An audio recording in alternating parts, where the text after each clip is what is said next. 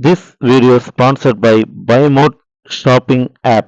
BuyMote e-shopping application is one of the online shopping app now available on Play Store and App Store.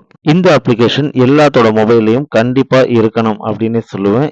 ஏன்னா இந்த online shopping ஆப்பை வந்துட்டு பார்த்தீங்கன்னா நிறைய offers நிறைய விஷயங்கள் வந்துட்டு இதுக்குள்ள இருக்கு.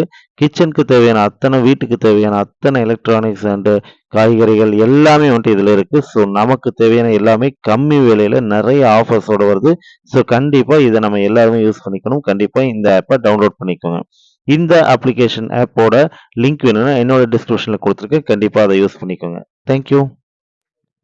Hi friends, welcome to my channel. இன்றைக்கி மட்டும் பார்த்தீங்கன்னா ஒரு சின்ன ஸ்டோரி பார்க்க போகிறோம். அந்த ஸ்டோரி எதை பற்றியது அப்படின்னு சொல்லி பார்த்தீங்கன்னா, நம்முடைய வளர்ச்சி யாருக்கும் தெரியணும் அப்படிங்கிற அவசியம் இல்லை. ஓகேங்களா? ஸோ அதை பற்றி பார்க்குறதுக்கு முன்னாடி என்னோடய சேனலை சப்ஸ்கிரைப் பண்ணுங்கள், லைக் பண்ணுங்கள், ஷேர் பண்ணுங்கள் அண்ட் பெல் பட்டனை மறக்காமல் தட்டுங்க. அப்போ தான் நான் போடுற இந்த மாதிரி வீடியோஸ் ஸ்டோரிஸ் எல்லாமே உங்களுக்கு உடனே வந்து சேரும். ஓகே, வாங்க வீடியோக்குள்ளே போகலாம். நம்மளோட வளர்ச்சி யாருக்கும் தெரியணுங்கிற அவசியமே இல்லைங்க. அது வந்துட்டு பார்த்தீங்கன்னா, நம்ம ஒரு சிலர் வந்துட்டு வளர்ச்சி தெரியணும் அப்படிங்கிறக்காக கார் வாங்குவாங்க, வீடு வாங்குவாங்க, இல்ல கடன்ல வாங்குவாங்க. அதனால நெறைய பிரச்சனைகள சந்திப்பாங்க. நாம தான் அந்த பிரச்சனைய சந்திக்கணும். ஓகேங்களா? ஸோ அத மைண்ட்ல ஃபிக்ஸ் பண்ணிக்கோங்க. நம்மளுடைய வளர்ச்சி யாருக்கும் தெரிய வேண்டாம். நம்ம வளர்ந்தா மட்டும் போதும். அப்படிங்கிற ஒரு கான்செப்ட்ல வாங்க. அப்பதான் நீங்க ஜெயிக்க முடியும். உங்க பிள்ளைங்க நல்லா இருக்க முடியும். ஓகேங்களா? ஸோ அத பத்தின ஒரு சின்ன ஸ்டோரி தான்.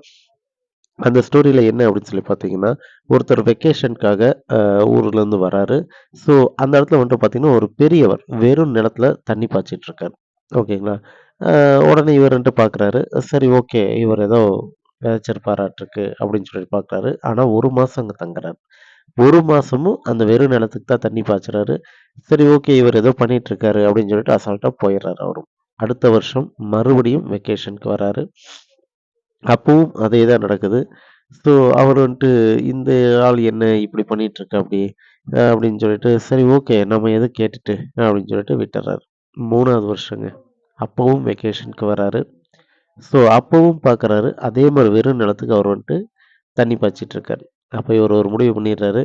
இவருக்கு ஏதாவது மைண்டு சரியில்லையா? என்ன பிரச்சனை? அப்படின்னு சொல்லிட்டு நேரா போய் பார்க்கலாம், பேசலாம் அப்படின்னு சொல்லிட்டு நேரா அவர்ட்ட போறாரு. ஐயா, நானும் 3 வருஷமா இந்த மாரி லீவுக்கு வந்துகிட்டு இருக்கேன். ஆனா நீங்க 3 வருஷமும் இதே மாரி வெறும் நிலத்திலேயே தண்ணி விட்டுட்டுருக்கீங்க. இத வந்துட்டு எதுக்காக விடுறீங்க அப்படின்னு சொல்லி தெரிஞ்சுக்கலாமா? ஏன்னா, ஒரு விவசாயம் பண்ணீங்கன்னா, ஏதோ வளர்ந்திருக்கும், செய்யும். அதனால நெறைய லாபம் வந்திருக்கும். தண்ணிய ஏன் வேஸ்ட் பண்றீங்க? அப்படின்னு சொல்லி கேட்டிருக்காப்படி. அப்ப அந்த பெரியவர் வந்துட்டு சொல்லிட்டு சிரிச்சிருக்காப்படி. ஓகே, சரி, நீங்க இன்னும் எத்தன நாள் இங்க தங்க போறீங்க? அப்படின்னு சொல்லி கேட்டிருக்காப்படி. நான் இந்த தடவையும் 1 மாசம் தங்குவேன். ஆனா நான் 2 வருஷமா பார்த்துட்டுருக்கேன். இது 3வது வருஷம். அப்படின்ட்டு 3 வருஷமா நீங்க இத தான் பண்ணிட்டுருக்கீங்க. அதான் என்னால மனசு கேட்கல. ஸோ கேட்கிறேன் அப்படின்னு சொல்லி சொல்றாரு.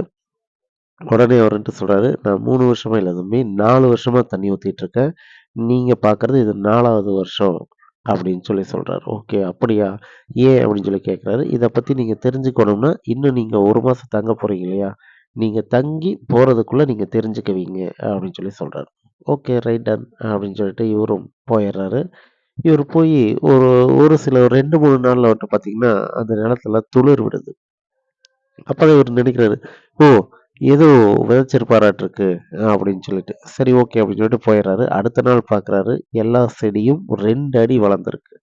இவருக்கு ஒரே ஆச்சரியம். என்னடா இது? 2 நாள் நேத்தா பார்த்தோம், சின்னதா துளிர் இருந்துச்சு. இன்னைக்கு 2 அடிக்கு பக்கம் வளர்ந்திருக்கே! அப்படின்னு சொல்லிட்டு போறாரு. அடுத்து வந்துட்டு நேரா அந்த பெரியவர்ட்ட போய், என்ன விதைச்சிருக்கீங்க?